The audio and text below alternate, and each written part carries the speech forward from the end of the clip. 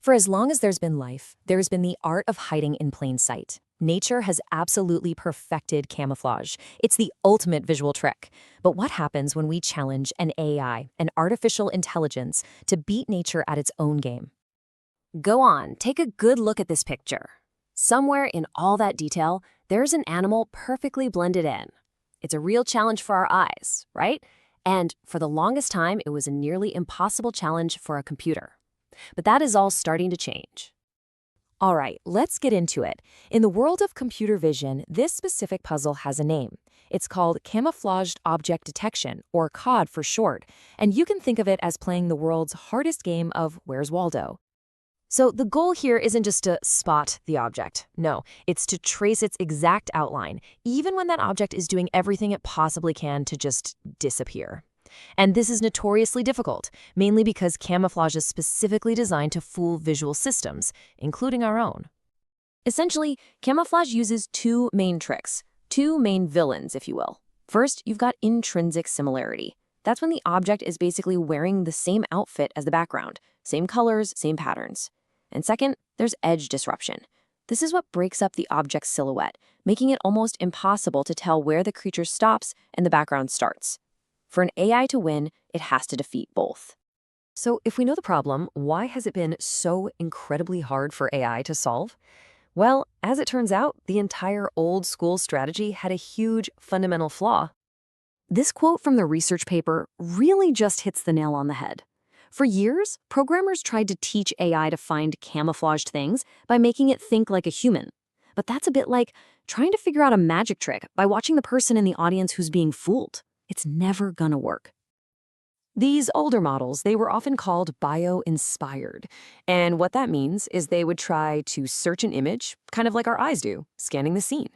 They were designed to copy a predator's hunting process. But we all know that process fails a lot. And the results? Well, they speak for themselves.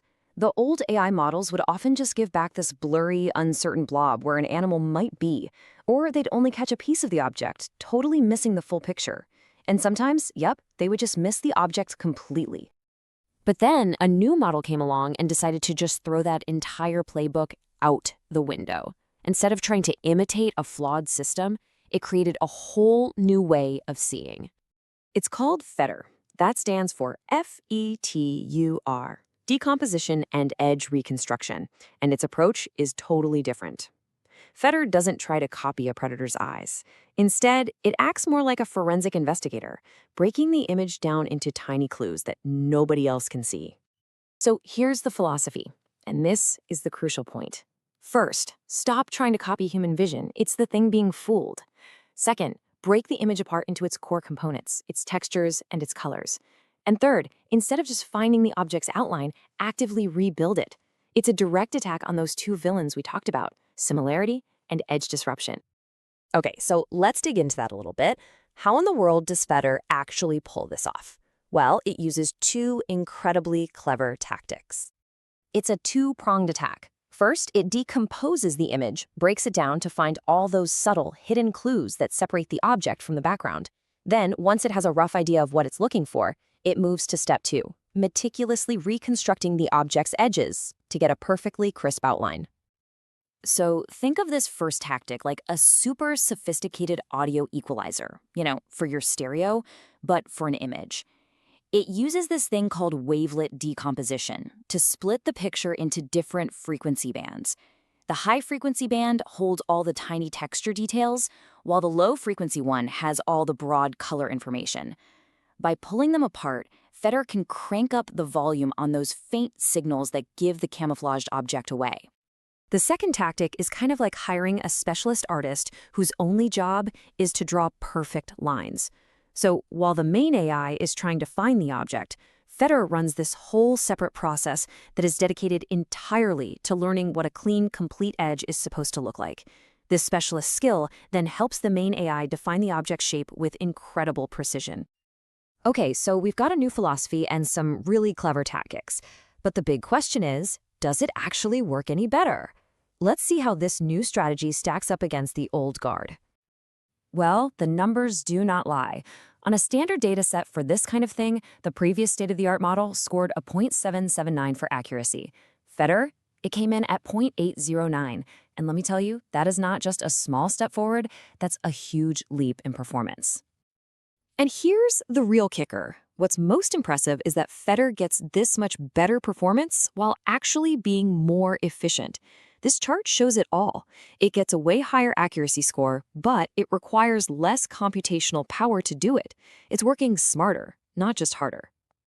But you know what? Forget the numbers for a second, because the visual proof is where this gets really, really clear.